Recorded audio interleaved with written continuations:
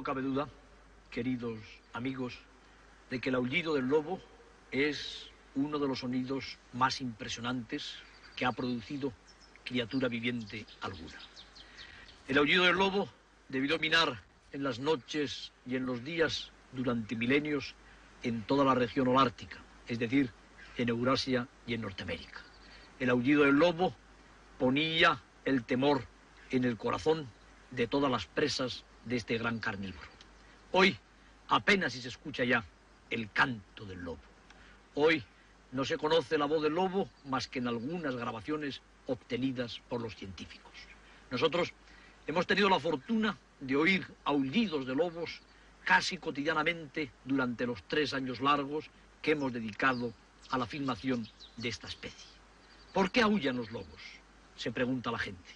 Les podríamos contestar que en primer lugar para comunicarse unos con otros, en segundo lugar para marcar sus territorios, en tercer lugar quizá para expresar la profundísima tristeza del corazón de una especie que dominó el medio mundo y que está ya al borde de la extinción.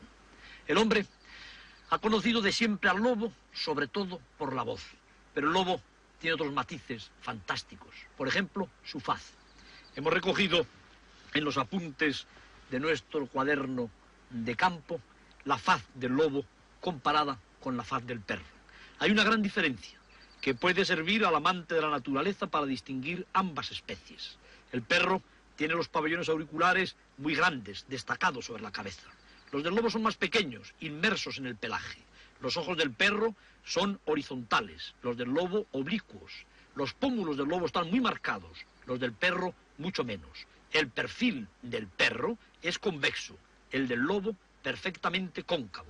Estas diferencias, naturalmente, se refieren al llamado perro lobo, al alsaciano, al que más fácil se puede confundir con el gran depredador, y al Canis lupus ignatus, que es la raza española del lobo. Pero la faz del lobo tiene también otros rasgos importantes que le interesa mucho conocer a cualquier naturalista que se interese por esta especie. Por ejemplo, la riquísima mímica de la faz del lobo le permite comunicarse con el resto de los componentes de su manada. No hay que olvidar que este animal es un cazador social, que vive siempre en grupos grandes o pequeños. Pero el lobo, aparte de la faz, como veremos en la película que nos disponemos a ofrecerles, cuenta con otro elemento de su anatomía mucho más visible para expresar su dominancia. Me refiero a la cola. La cola del lobo, peluda, llamativa, es llevada siempre enhiesta como una bandera de dominio por el individuo dominante en el grupo.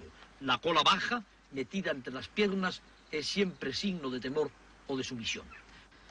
Pretendemos, mediante el estudio cinematográfico de las pautas de conducta de este cazador social, obtener algunos argumentos que permitan a la administración, por un lado, evitar que el lobo desaparezca, por otro, evitar también que cause daños en la economía humana.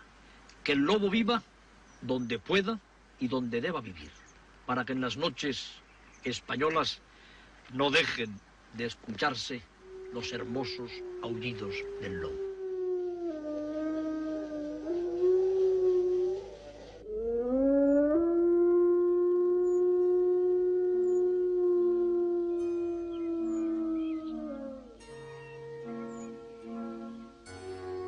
El lobo ibérico, denominado por el famoso naturalista Cabrera Canis lupus signatus como consecuencia de la línea negra que tiene en las extremidades anteriores, es un hermoso animal de tamaño medio.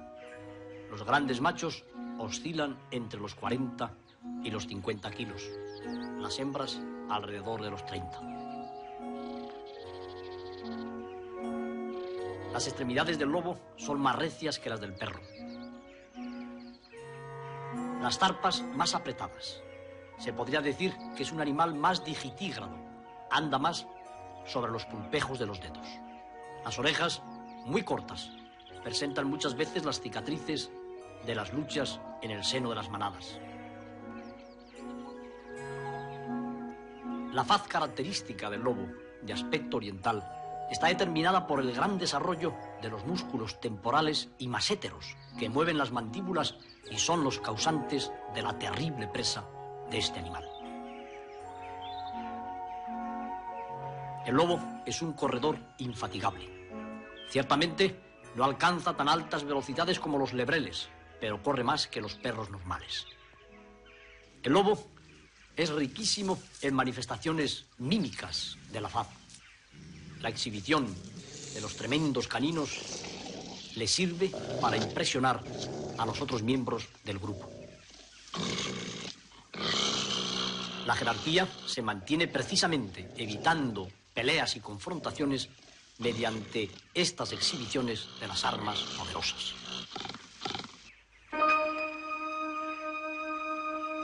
El lobo es un corredor infatigable, capaz de marchar por todos los terrenos. Han podido constatarse desplazamientos de más de 100 kilómetros para un lobo en solo 48 horas.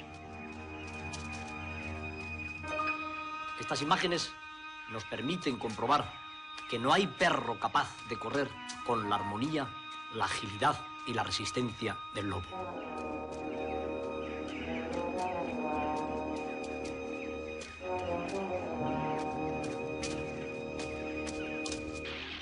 Saltador extraordinario, capaz de desplazarse por los terrenos más inverosímiles, el lobo tiene éxito extraordinario también en la caza de montaña, donde avanza por las cornisas casi con la misma facilidad que las cabras o los rebecos.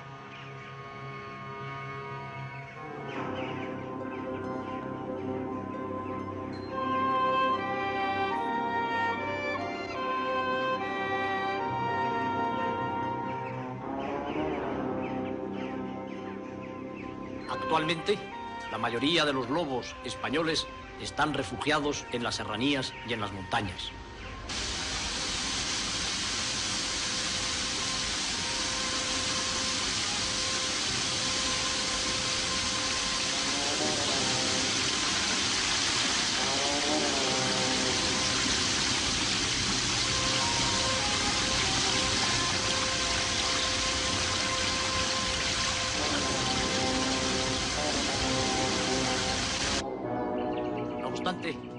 La extraordinaria adaptabilidad de este cánido le ha permitido vivir en el bosque mediterráneo, donde en estos momentos deben quedar unos pocos ejemplares en los bosques de Extremadura. Algunas parejas también en Sierra Morena y quizá lobos aislados en el bosque mediterráneo de los montes de Toledo. El lobo ibérico prosperó también en la estepa. Quizá los últimos lobos esteparios prosperen en la provincia de Burgos y de Palencia.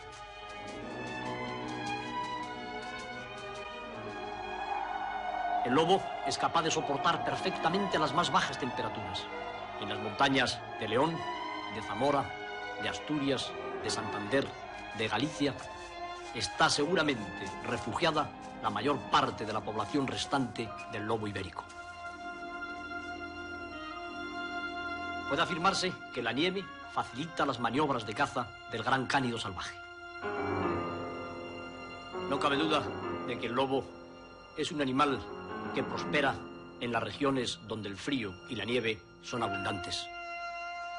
En los bosques del norte de Europa, de Asia y de Norteamérica perviven las más ricas poblaciones actuales de lobos.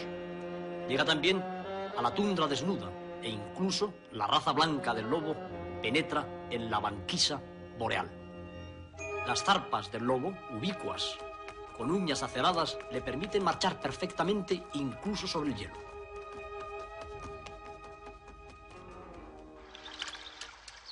Pero el lobo, tan capaz de prosperar en la tierra firme, precisa el agua para beber con cierta frecuencia, como todos los perros conocidos por el hombre. Y no tiene ningún temor al líquido elemento. Puede nadar con la misma facilidad que los mejores perros de agua. Incluso, cuando algunas de sus presas se refugian en los ríos o en los lagos, los lobos nadan detrás de ellas para darlas muerte.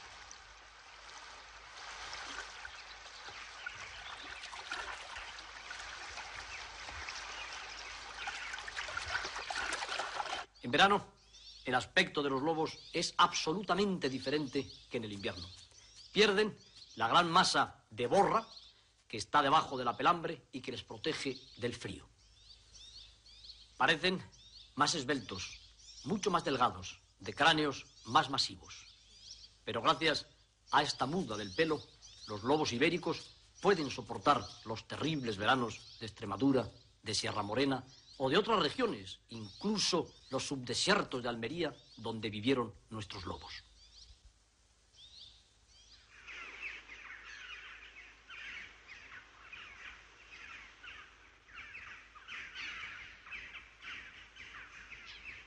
Entre las costumbres del lobo hay una que ha llamado la atención de todos sus observadores.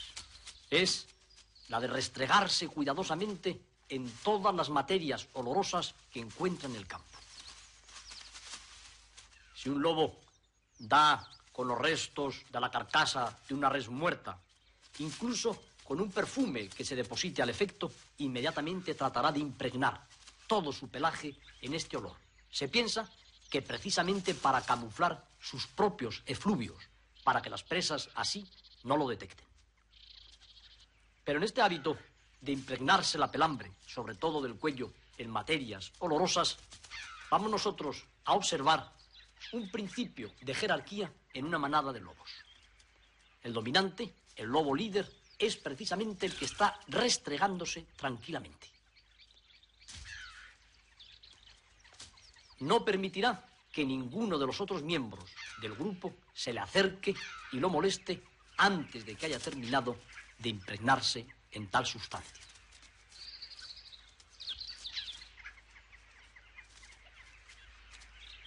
¿Cómo se establece la jerarquía en las manadas de lobos? A través de una serie de confrontaciones que generalmente no son cruentas. Se basan sobre todo en amenazas, en exhibición de los caninos y en erección de la cola por parte de los lobos dominantes.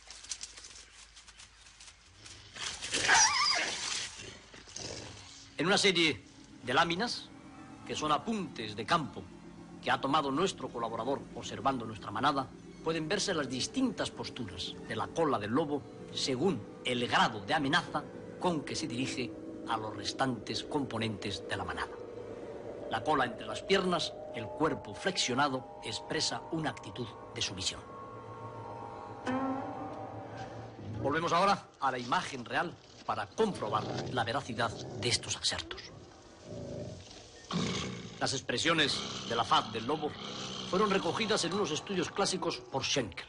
Aquí nos muestra una expresión de amenaza de gran intensidad, amenaza de mediana intensidad, amenaza de más baja intensidad, amenaza rayana ya con la sumisión, sumisión y por último ansiedad, según la descripción del etólogo Schenkel, que fue el primero que llevó a cabo observaciones sobre los gestos de los lobos. En este caso, un lobo dominante, después de que la manada ha dado muerte a un macho montés, se dispone a compartir su presa con el segundo de la manada. El resto espera tendidos tranquilamente sobre las rocas sin molestar a los líderes y expresando en su faz esa actitud de sumisión o de ansiedad que también expresó el etólogo Schenkel.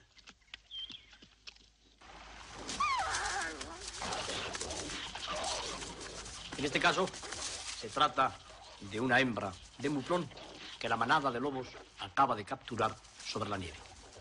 Nuevamente, vamos a comprobar cómo después del esfuerzo común, mediante un intercambio ligero de mordiscos, mediante una sencilla exhibición de los caninos y unos rugidos, va a ser el lobo dominante el que coma tranquilamente mientras los demás esperan. Mediante este sistema jerárquico, tan rígidamente mantenido en las manadas de lobos, en primer lugar, se evitan peleas fratricidas que hubieran conducido a la especie seguramente al exterminio. En segundo lugar, se consigue un racional reparto de las proteínas, ya que los lobos, cuando están saciados, dejan comer a los siguientes en rango. Evidentemente, esta jerarquía en las manadas de lobos es dinámica y ostentan las primeras posiciones los lobos más fuertes y más inteligentes. Hemos recogido también en nuestras láminas distintas fases de un enfrentamiento entre lobos. Se amenazan, se yerguen sobre los cuartos traseros y el lobo vencido puede aplacar siempre, inhibir la dentellada del lobo vencedor mediante estas sucesivas posturas de sumisión que son capaces de aplacar la ira del vencedor en el combate.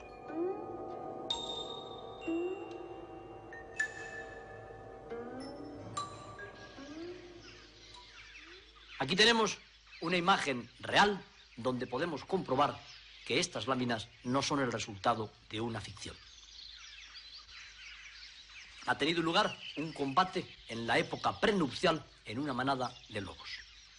El lobo vencedor tiene a sus pies al lobo vencido. No lo muerde, pero tampoco se aparta de él. La loba parece como si quisiera consolarle.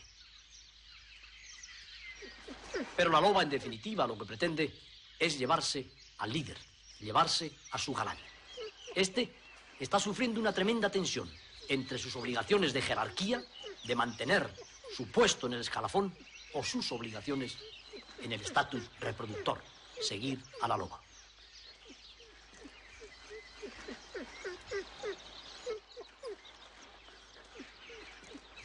Evidentemente la loba conseguirá separar al lobo dominante del dominado y todo volverá a su cauce normal.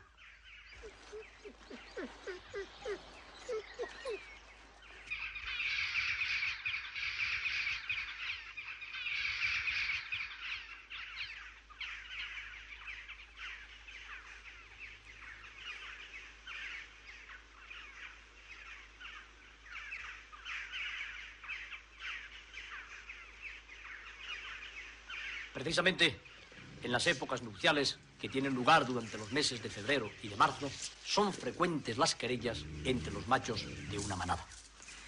En este caso, observamos y filmamos un grupo constituido por 3 machos adultos y una hembra. Después de los primeros combates, el líder está siempre junto a la loba.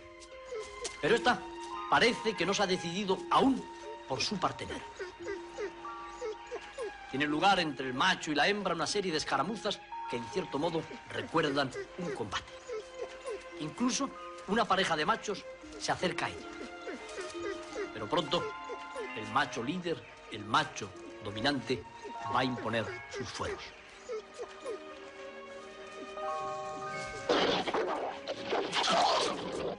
La cola enarbolada, como sabemos, es precisamente la demostración por parte del lobo dominante de su posición privilegiada.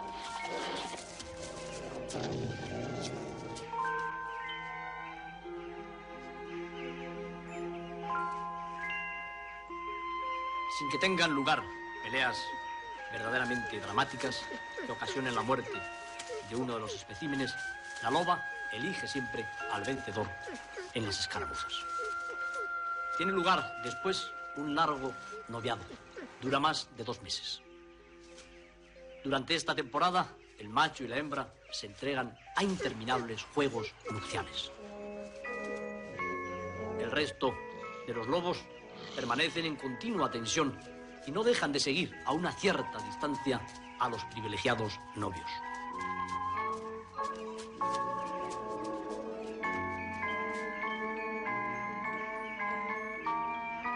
Son extraordinariamente pudorosos los lobos en sus amores.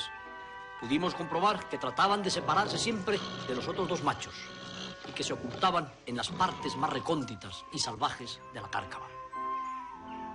Las caricias entre las parejas de lobos enamorados son interminables.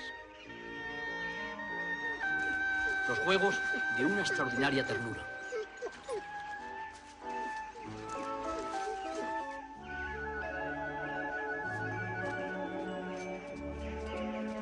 La hembra, que en esa época tiene más abultados los órganos genitales, emite un olor capaz de atraer a los machos a kilómetros de distancia.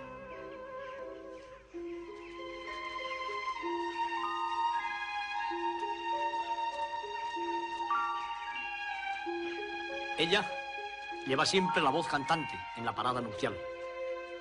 La loba va tirando del macho hacia los terrenos que considera más adecuados. Cuando el macho solicita a la hembra, lo hace siempre con gran delicadeza y ternura.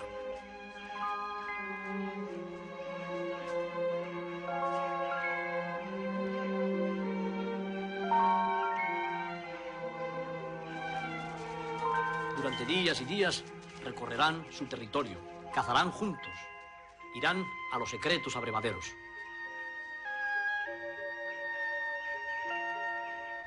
Durante días y días, la loba y el lobo mantendrán unas relaciones puramente platónicas, hasta que en la última semana se entreguen a la consumación del amor.